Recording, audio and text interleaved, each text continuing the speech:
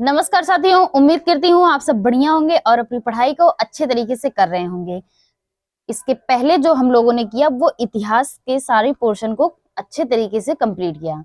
तो इतिहास के 3 पोर्शन थे, प्राचीन, मध्यकालीन और आधुनिक। तो तीनों को हमने बेहतर ढंग से कंप्लीट किया। ठीक है, अब जो हम करेंगे वो दूसरा सब्जेक्ट वो है भारत का भूगोल। ठीक है, आज से हमारा भारत का भूगोल स्टार्ट होगा। तो चलिए शुरू करते हैं। ठीक है, क्या होगा? भारत का भूगोल। ठीक है, तो चलिए शुरू करते हैं इसको। आज इसको मैं थोड़ा जूम कर लेती हूँ जिससे अच्छे से दिखे आप लोग को। अब ठीक है। तो पहले हम जो देखेंगे वो देखेंगे भारत की स्थिति एवं विस्तार से। ठीक है, इससे रिलेटेड जो फैक्ट हैं उनको देखेंगे। तो चलिए देखते हैं। फैक्ट हमारा है, भारत का क्षेत्रफल विश्व के कुल भौगोलिक क्षेत्रफल का कितना है? भारत का क्षेत्रफल विश्व के कुल भौगोलिक क्षेत्रफल का कितना है? तो वो है 2.4%। ठीक है, कितना है? 2.4%। ठीक है, इसके आगे, आकार की दृष्टि से भारत का विश्व में कौन सा स्थान है? आकार की दृष्टि से भारत का विश्व में कौन सा स्थान है? तो वो है 7वां स्थान। कौन सा स्थान है? 7वां स्थान। ठीक है भैया, इसके आगे देखते हैं। इसके आगे है, विश्व की कुल जनसंख्या का कितने प्रतिशत भारत में निवास करता है? विश्व की कुल जनसंख्या का कितने प्रतिशत भारत में निवास करता है? तो वो है 16.7%। कितना? 16.7%। ठीक है, इसके आगे, भारत का क्षेत्रफल कितना है? भारत का क्षेत्रफल कितना है? तो वो है 32,87,263 वर्ग किलोमीटर। कितना? 32,87,263 वर्ग किलोमीटर। ठीक है, इसके आगे, भारत की उत्तर से दक्षिण तक कितनी लंबाई है? उत्तर से दक्षिण कितनी लंबाई है? तो वो है 3,214 किलोमीटर। ठीक है, कितना है?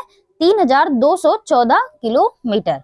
इसके आगे, भारत की पूर्व से पश्चिम तक की कितनी लंबाई है? पूर्व से पश्चिम लंबाई कितनी है? तो वो है 2,933 किलोमीटर। कितना है? 2,933 किलोमीटर। ठीक है भैया, इसके आगे देखते हैं। भारत की स्थल सीमा की लंबाई कितनी है? भारत की स्थल सीमा की लंबाई कितनी है? तो वो है 15,200 किलोमीटर। कितना है?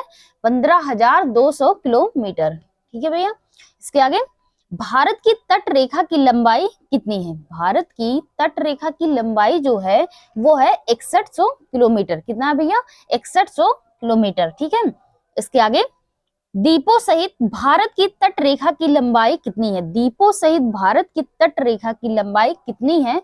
तो वो है 7,516.5 किलोमीटर। कितना है? 7,516.5 किलोमीटर। ठीक है, इसके आगे, भारत का ध्रुव दक्षिणी भाग भूमध्य रेखा से कितनी दूर है?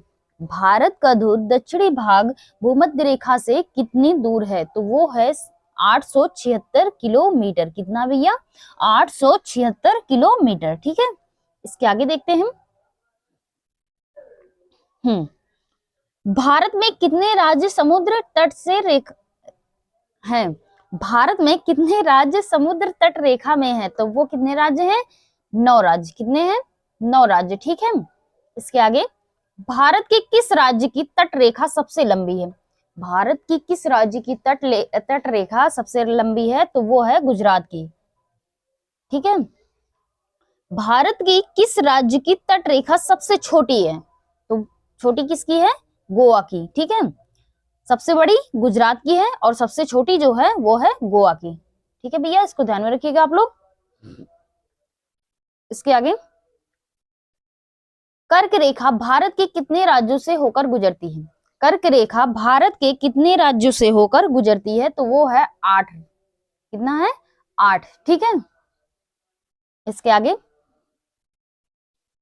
भारत की मुख्य भूमि का दक्षिणी नोक क्या है? भारत की मुख्य भूमि का दक्षिणी नोक क्या है? तो वो है केप केमोरिन या कन्याकुमारी। ठीक है, क्या है? केप केमोरिन या कन्याकुमारी। भारत का सबसे भारत का सबसे दक्षिणी बिंदु क्या है? तो वो है इंदिरा पॉइंट। क्या है भैया? इंदिरा पॉइंट। ठीक है। भारतीय भूमि का सर्वाधिक उत्तरी भाग क्या है? तो वो है इंदिरा कॉल। ठीक है भैया, क्या है? इंदिरा कॉल। दक्षिणतम बिंदु क्या है? इंदिरा पॉइंट। और उत्तरी बिंदु क्या है? इंदिरा कॉल। ठीक है। इसके आगे, भारत का दक्षिणतम बिंदु कहाँ स्थित है? भारत का दक्षिणतम पॉइंट कहाँ स्थित है? तो वो है अंडमान निकोबार द्वीप समूह में। कहाँ भैया? अंडमान निकोबार द्वीप समूह में। ठीक है। इसके आगे, भारत की मुख्य भूमि को रामेश्वरम द्वीप से कौन अलग करता है? भारत की मुख्य भूमि से रामेश्वरम द्वीप को कौन अलग करता है? तो वो है पंबन चैनल। कौन है भैया? पंबन चैनल। ठीक है। इसके आगे, आदम का पुल किन देशों के मध्य स्थित है? आदम का पुल किन देशों के मध्य स्थित है? तो वो है भारत एवं श्रीलंका। किसके? भारत एवं श्रीलंका। ठीक है भैया। इसके आगे, डंकन पास किसके बीच स्थित है? डंकन पास किसके बीच स्थित है? तो वो है दक्षिणी अंडमान और छोटा अंडमान। किसके किसके? दक्षिणी अंडमान और छोटा अंडमान के बीच दक्कन पास है। ठीक है भैया। इसके आगे, दीव एक समूह है, वह कहाँ स्थित है? दीव एक समूह है, वह कहाँ स्थित है? तो वो है हमारा गुजरात के तट रेखा पर। कहाँ है भैया? गुजरात के तट रेखा पर। ठीक है। इसके आगे, श्रीलंका को भारत से कौन अलग करती है? श्रीलंका को भारत से कौन अलग करती है? तो वो है मन्नार की खाड़ी। क्या है? मन्नार की खाड़ी। ठीक है भैया। इसके आगे, भारत का कौन सा भूभाग प्राचीनतम है? भारत का कौन सा भाग प्राचीनतम है? तो वो है प्रायद्वीपीय पठार। क्या भैया? प्रायद्वीपीय पठार। ठीक है। इसके आगे देखते हैं, भारत का पूर्वी समुद्र तट किस नाम से जाना जाता है? भारत का पूर्वी समुद्र तट किस नाम से जाना जाता है? तो वो जाना जाता है कोरोमंडल तट। क्या भैया? कोरोमंडल तट। भारत का पूर्वी समुद्र तट क्या है? कोरोमंडल तट। ठीक है। भारत के पश्चिमी समुद्र तट का उत्तरी भाग किस नाम से जाना जाता है? तो वो जाना जाता है कोंकण तट। क्या जाना जाता? किस नाम से? कोंकण तट के नाम से। ठीक है भैया। इसके आगे, भारत के पश्चिमी समुद्र तट का दक्षिणी भाग किस नाम से जाना जाता है? भारत के पश्चिमी समुद्र तट का दक्षिणी भाग किस नाम से जाना जाता है? तो वो जाना जाता है मालाबार तट। उत्तरी भाग किस नाम से जाना जाता था? कोंकण तट। ठीक है। और दक्षिणी भाग मालाबार तट। ठीक है भैया। इसके आगे देखते हैं।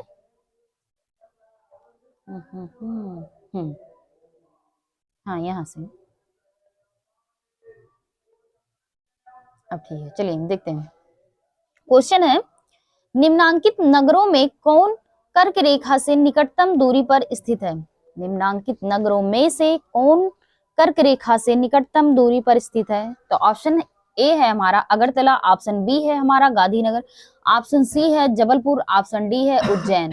तो इसमें से ऑप्शन बी हमारा सही हो जाता है, गांधीनगर। ठीक है भैया। गांधीनगर जो है वो कर्क रेखा के सबसे निकटतम है। ठीक है। इसके आगे,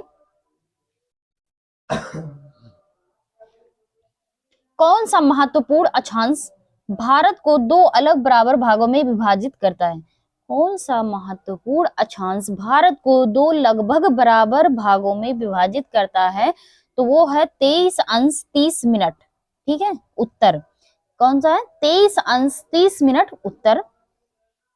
इसके आगे क्वेश्चन है हमारा, निम्नलिखित में से कौन सा भारतीय राज्य कर्क रेखा के उत्तर में स्थित है?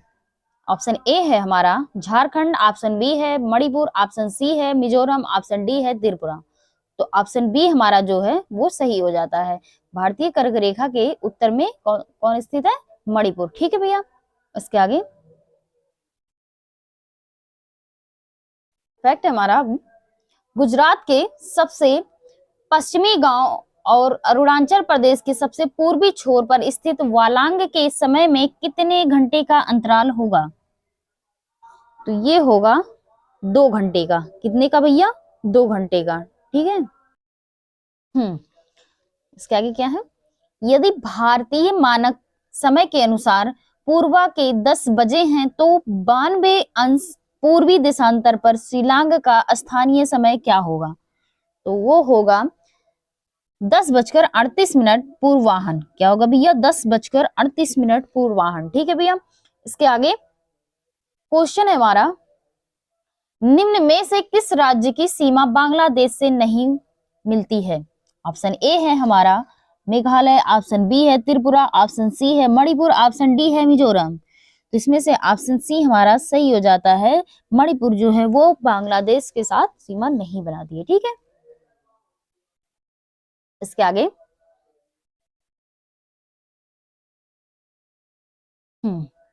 लक्षद्वीप समूह, ये क्या हो रहा है?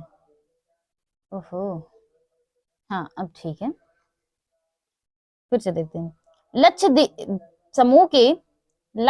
समूह के द्वीपों की उत्पत्ति किस प्रकार हुई? लक्षद्वीप समूह के द्वीपों की उत्पत्ति किस प्रकार हुई? तो वो हुई थी प्रवाल से। किससे हुई थी भैया? प्रवाल से। ठीक है। इसके आगे न्यू मोर द्वीप कहाँ स्थित है? न्यू मोर द्वीप कहाँ स्थित है? तो वो है बंगाल की खाड़ी में। कहाँ है भैया? बंगाल की खाड़ी में। ठीक है। लक्षद्वीप समूह कहाँ स्थित है? तो वो स्थित है अरब सागर में। कहाँ स्थित है भैया? अरब सागर में। ठीक है। इसके आगे लक्षद्वीप समूह में द्वीपों की संख्या कितनी है? तो कितनी है? 36। ठीक है भैया, कितनी है? 36 है। ठीक है। इसके आगे भारत का अक्षांशीय व देशांतरीय विस्तार कितना है? भारत का अक्षांशीय व देशांतरीय विस्तार कितना है? तो वो है 8 अंश 4 मिनट उत्तरी अक्षांश से 37 अंश 6 मिनट उत्तरी अक्षांश। ठीक है। कितना? 8 अंश 4 मिनट उत्तरी अक्षांश से 37 अंश 6 मिनट उत्तरी अक्षांश। ठीक है। और इसके आगे है 68 अंश 7 मिनट पूर्वी देशांतर से 97 अंश 25 मिनट पूर्वी देशांतर। ठीक है। ये अक्सर पूछ लेता है तो इसको ध्यान में रखिएगा आप लोग। ठीक है भैया। इसके आगे चलते हैं। इधर ये क्या हो गया? स्क्रीन भी ना अभी इधर का उधर काम करने लगती है। अब ठीक है, नहीं थोड़ा और कर देते हैं। हाँ अब ठीक है। चलिए देखते हैं क्या है। भारतीय उपमहाद्वीप किस भूखंड का भाग है? भारतीय उपमहाद्वीप किस भूखंड का भाग है? तो वो है गोंडवाना लैंड। कौन सा भैया? गोंडवाना लैंड का। ठीक है। भारत किस गोलार्ध में स्थित है? भारत किस गोलार्ध में स्थित है? तो वो है उत्तरी और पूर्वी। कौन सी भैया? उत्तरी और पूर्वी गोलार्ध में। ठीक है भैया। इसके आगे भारत का सुदूर पश्चिम का बिंदु कौन सा है? भारत का सुदूर पश्चिम का बिंदु कौन सा है? तो वो है 68 अंश 7 मिनट पूर्व गुजरात में। ठीक है। शिव समुद्रम किस नदी द्वारा बनाया गया द्वीप है? शिव समुद्रम किस नदी द्वारा बनाया गया द्वीप है? तो वो है कावेरी नदी। ठीक है। भारत की प्रादेशिक जल सीमा समुद्र तट से कितने समुद्री झील की दूरी है?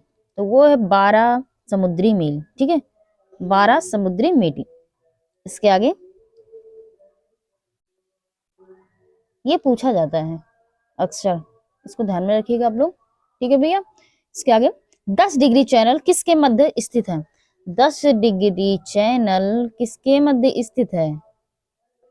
तो वो हमारा है छोटा अंडमान और कार निकोबार। छोटा अंडमान और कार निकोबार। ठीक है भैया। इसके आगे भारत तथा पाकिस्तान के मध्य अंतरराष्ट्रीय सीमा का नाम क्या है? भारत और पाकिस्तान के मध्य कौन सी सीमा रेखा है? तो वो है रेड क्लिफ लाइन। कौन भैया? Red Cliff line. भारत और पाकिस्तान के बीच जो रेखा है उसका नाम है रेड क्लिफ लाइन। ठीक है। इसके आगे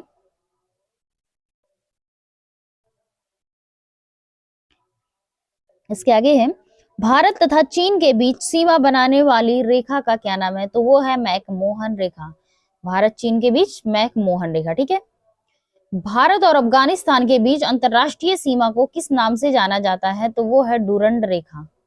भारत और अफगानिस्तान के बीच कौन सी रेखा है? वो है डूरंड रेखा। ठीक है भैया, इसके आगे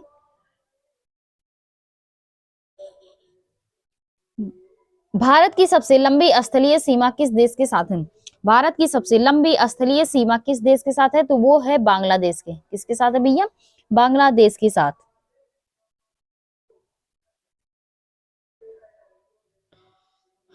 भारत के साथ सबसे छोटी स्थलीय सीमा किस देश के साथ है? तो वो है अफगानिस्तान के साथ।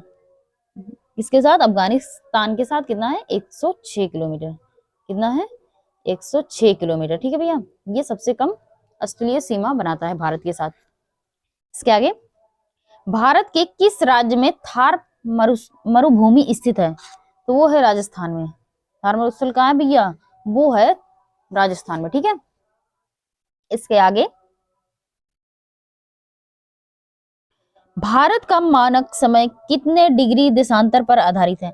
भारत का मानक समय कितने डिग्री देशांतर पर आधारित है? तो वो है 82 अंश 36 मिनट पूर्वी देशांतर। 82 अंश 36 मिनट पूर्वी देशांतर में। ठीक है भैया, इसके आगे भारत के कुल भूभाग का कितने प्रतिशत पर्वतीय है? तो वो है 11%। 11%। ठीक है, इसके आगे भारत के कुल भूभाग का कितने प्रतिशत मैदानी भाग है? तो वो है 43%। कितने है भैया? 43%। इसके आगे इससे रिलेटेड कुछ फैक्ट है, उसको देखते हैं। भारत और पाकिस्तान के बीच अंतरराष्ट्रीय सीमा का निर्धारण रेड क्लिफ ने किया था, इसलिए इसे रेड क्लिफ के नाम से जाना जाता है। जो भारत और पाकिस्तान के बीच अंतरराष्ट्रीय सीमा का जो निर्धारण किया गया था, वो किसने किया था? रेड क्लिफ ने किया था। तो उन्हीं के नाम पर वो रेखा का नाम पड़ा। ठीक है, इसके आगे भारत और चीन के बीच अंतरराष्ट्रीय सीमा का निर्धारण मैकमोहन ने किया था, इसलिए इसे मैकमोहन के नाम से जाना जाता है। भारत और चीन के बीच जो रेखा का निर्धारण हुआ था, तो वो मैकमोहन ने किया था, इसलिए उसे मैकमोहन के नाम से जाना जाता है उस रेखा को। ठीक है, इसके आगे दिया है भारत और अफगानिस्तान के मध्य जो रेखा का निर्धारण हुआ था, वो डुरंड ने किया था। किसने किया था? डुरंड ने किया था। ठीक है भैया, तो इसलिए उस रेखा को डुरंड के नाम से जाना जाता है। ठीक है, अब इसके आगे देखते हैं। ये इंपॉर्टेंट है। ठीक है भैया, ये चीज जो है भारत के पड़ोसी देश और उसके साथ सीमा की लंबाई जो है, ये भैया इंपॉर्टेंट है। इसको ध्यान पूर्वक देखिएगा आप लोग और अच्छे से इसे याद कर लीजिएगा। ठीक है, इसमें तो 80 दिया है अफगानिस्तान का, लेकिन 106 है।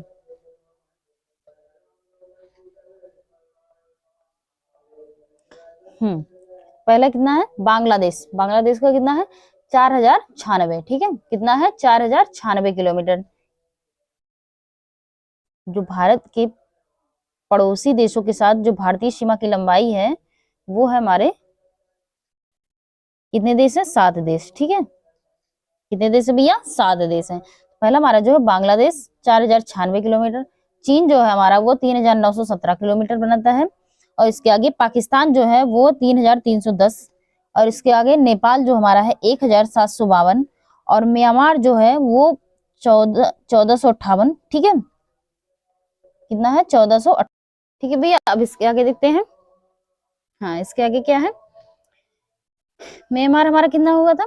वो हुआ था 1458 किलोमीटर। ठीक है, कितना हुआ था? 1458 किलोमीटर। ठीक है, भूटान जो हमारा है वो 587। कहीं कहीं जो है वो 699 भी दिया होगा। कितना दिया होगा? 699। ठीक है, इसको भी ध्यान में रखिएगा। और इसके आगे जो है वो अफगानिस्तान है। अफगानिस्तान कितना है? 80 किलोमीटर। और कहीं कहीं जो है, कहीं कहीं क्या अक्षर दिया होता है कि 106 किलोमीटर। ठीक है, इसको भी ध्यान में रखिएगा। दोनों भी डाटा दे सकता है, तो आप लोग दोनों ध्यान में रखिएगा। ठीक है, अब चलिए इसके आगे देखते हैं।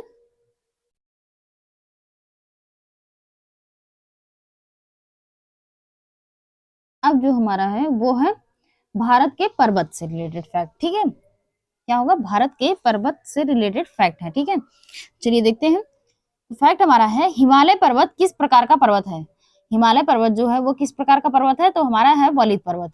कैसा पर्वत है? वलित पर्वत। भारत का कौन सा पर्वत नवीनतम है? भारत का कौन सा पर्वत नवीनतम है? तो वो है हिमालय। ठीक है, इसके आगे देखते हैं। अब ठीक है, चलिए देखते हैं। अरावली श्रेणियों की अनुमानित आयु है तो वो कितनी है? 570 मिलियन वर्ष। कितना है? 570 मिलियन वर्ष। इसके आगे, अरावली श्रेणियां किस राज्य में स्थित है? अरावली श्रेणियां किस राज्य में स्थित है? तो वो है राजस्थान में। इसके आगे क्वेश्चन है हमारा, भारत की प्राचीनतम पर्वत श्रेणी है। भारत की प्राचीनतम पर्वत श्रेणी है तो ऑप्शन ए हमारा है Aravali, option B Himalaya, option C है शिवालिक, ऑप्शन डी है विंध्य। तो ऑप्शन ए हमारा सही हो जाता है अरावली। भारत की प्राचीनतम पर्वत श्रेणी कौन सी है? अरावली। और नवीनतम कौन है? हिमालय। ठीक है भैया। इसके आगे, भारत के सबसे ऊंचे पर्वत शिखर का क्या नाम है? भारत के सबसे ऊंचे पर्वत शिखर का क्या नाम है? तो वो है कंचनजंगा। कंचनजंगा कहाँ है? सिक्किम में। ठीक है। सबसे ऊंचे पर्वत शिखर का क्या नाम है? कंचनजंगा। कंचनजंगा कहाँ है? सिक्किम में। ठीक है। इसके आगे, हिमालय की उत्पत्ति किस भू सन्नति से हुई है? हिमालय की उत्पत्ति किस भू सन्नति से हुई है? तो वो ये टेथीज। किससे हुई है? टेथीज सागर से। ठीक है भैया। इसके आगे, हिमालय का पाद प्रदेश किस नाम से जाना जाता है? तो वो जाना जाता है शिवालिक के नाम से। ठीक है। इसके आगे, हिमालय में हिमरेखा कहाँ मिलती है? हिमालय में हिमरेखा कहाँ मिलती है? तो वो मिलती है 4500 से 6000 मीटर पश्चिम में। कहाँ भैया? 4500 से 6000 मीटर पश्चिम में। ठीक है। इसके आगे देखते हैं। हिमालय श्रेणी में मिलने वाली संकीर्ण तथा अनुदैर्घ्य घाटियों को किस नाम से जाना जाता है? हिमालय श्रेणी में मिलने वाली संकीर्ण तथा अनुदैर्घ्य घाटियों को किस नाम से जाना जाता है? तो वो है दून। किससे भैया? दून से। ठीक है। इसके आगे, नंदा देवी चोटी हिमालय के किस भाग में स्थित है? नंदा देवी चोटी हिमालय के किस भाग में स्थित है? तो वो है कुमायूं हिमालय। ठीक है भैया, कुमायूं हिमालय। इसके आगे, उत्तरांचल के सबसे ऊंचे पर्वत शिखर का क्या नाम है? उत्तरांचल के सबसे ऊंचे पर्वत शिखर का क्या नाम है? तो वो है नंदा देवी। क्या भैया? नंदा देवी। इसके आगे, शिवालिक श्रेणी का निर्माण कब हुआ? शिवालिक श्रेणी का निर्माण कब हुआ? तो वो हुआ सेनोजोइक। सेनोजोइक। ठीक है। भारत की सबसे प्राचीन पर्वत श्रेणी कौन सी है? तो वो है अरावली। कौन है भैया? अरावली पर्वत श्रेणी। ठीक है। इसके आगे, भारत में सबसे प्राचीन वलित पर्वतमाला कौन सी है? तो वो भी क्या है? अरावली है। ठीक है। इसके आगे, अरावली पर्वत को सर्वोच्च शिखर का नाम क्या है? अरावली पर्वत के सर्वोच्च शिखर का क्या नाम है? तो वो है गुरु शिखर। क्या है भैया? गुरु शिखर। पश्चिमी घाट क्या है? पश्चिमी घाट क्या है? तो वो है एक भ्रंश कगार। क्या है भैया? एक भ्रंश कगार। ठीक है। इसके आगे, किस पर्वतमाला को सह्याद्री के नाम से जाना जाता है? तो वो जाना जाता है पश्चिमी घाट को। सह्याद्री के नाम से किसे जाना जाता है? पश्चिमी घाट को। ठीक है। इसके आगे, पश्चिमी घाट की सबसे ऊंची चोटी का क्या नाम है? पश्चिमी घाट की सबसे ऊंची चोटी का नाम है जो वो है अनाई। क्या है? अनाई। पूर्वी घाट के सर्वोच्च शिखर का क्या नाम है? पूर्वी घाट के सर्वोच्च शिखर का क्या नाम है? तो वो है महेंद्रगिरी। क्या है भैया? महेंद्रगिरी। पूर्वी घाट एवं पश्चिमी घाट पर्वत श्रेणियों का सम्मिलन स्थल है। पूर्वी घाट एवं पश्चिमी घाट के पर्वत श्रेणियों का सम्मिलन स्थान है तो वो नीलगिरी की पहाड़ी। ठीक है। नीलगिरी की पहाड़ी। भारत का सबसे दक्षिण भाग में स्थित पहाड़ी का क्या नाम है? तो वो है कार्डेमम। क्या है भैया? कार्डेमम। इसके आगे, कार्डेमम की पहाड़ी कहाँ स्थित है? तो वो कहाँ है? केरल में। कहाँ भैया? केरल में स्थित है। ठीक है। अब क्वेश्चन है हमारा, कार्डेमम पहाड़ी जिन राज्यों की सीमाओं पर स्थित है वह है। ऑप्शन ए है कर्नाटक एवं तमिलनाडु, ऑप्शन बी है कर्नाटक एवं केरल, ऑप्शन सी है केरल एवं तमिलनाडु, ऑप्शन डी है तमिलनाडु एवं आंध्र प्रदेश। तो ऑप्शन सी हमारा सही हो जाता है, केरल और तमिलनाडु में कार्डेमम की पहाड़ियां स्थित हैं। ठीक है। इसके आगे, छोटा नागपुर पठार की सबसे ऊंची पर्वत श्रेणी का क्या नाम है? छोटा नागपुर पठार की सबसे ऊंची पर्वत श्रेणी का क्या नाम है? तो वो है पारसनाथ। क्या भैया? पारसनाथ। ठीक है, इसके आगे देखते हैं।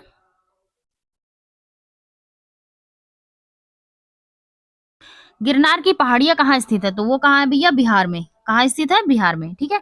अंडमान एवं निकोबार द्वीप समूह में सबसे अधिक ऊंची चोटी का क्या नाम है? तो वो है सैडल पीक। क्या है भैया? Saddle peak. अंडमान निकोबार द्वीप समूह की सबसे ऊंची चोटी का क्या नाम है? तो वो है सैडल पीक। ठीक है भैया। इसके आगे, नर्मदा एवं ताप्ती नदियों के मध्य कौन सी पहाड़ी स्थित है? तो वो है सतपुड़ा की पहाड़ी। नर्मदा एवं ताप्ती नदियों के मध्य कौन सी पहाड़ी स्थित है? तो वो है सतपुड़ा की। ठीक है। इसके आगे, गुरु शिखर पर्वत की चोटी किस राज्य में स्थित है? तो वो है राजस्थान में। कहाँ है? राजस्थान में। ठीक है। सेवराय पहाड़ियां कहाँ स्थित है? तो वो है तमिलनाडु में। सेवराय पहाड़ियां कहाँ स्थित है? तो वो है तमिलनाडु में। छोटा नागपुर का पठार किस राज्य का, सॉरी, छोटा नागपुर का पठार किस प्रकार का है? तो वो है एक संप्राय भूमि का। ठीक है। पार भूमि कहाँ पाई जाती है? तो वो पाई जाती है छोटा नागपुर में। कहाँ भैया? छोटा नागपुर में। इसके आगे देखते हैं। महाराष्ट्र और कर्नाटक में पश्चिमी घाट को किस नाम से जाना जाता है? तो वो जाना जाता है सह्याद्री के नाम से। ठीक है। हिमालय के सर्वोच्च शिखर माउंट एवरेस्ट की ऊंचाई कितनी है? तो वो है 8,848 मीटर। कितना है? 8,848 मीटर। ठीक है। इसके आगे,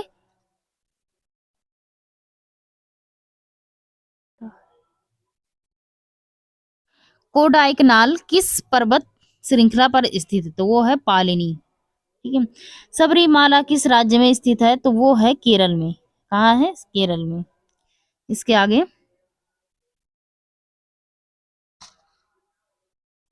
भारत की उत्तरी सीमा पर कौन सा पर्वत स्थित है? तो वो है हिमालय। कौन है भैया? हिमालय। किस पर्वत को सागरमाथा और चोमोलुंगमा के नाम से जाना जाता है? तो वो जाना जाता है माउंट एवरेस्ट को। ठीक है। भारत के उत्तर पश्चिम में कौन सा पर्वत शिखर स्थित है? तो वो है अरावली का पर्वत। कौन सा भैया? अरावली का पर्वत। ठीक है।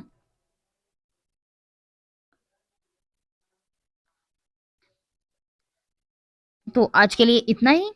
इसके आगे जो है वो हम कल कंटिन्यू रखेंगे, और कल जो हमारा होगा वो भारत के दर्रे से होगा। ठीक है। पर्वतीय दर्रा जो है उससे रिलेटेड फैक्ट होगा। तो आज के लिए यहाँ हमारा समाप्त होता है। Thank you so much.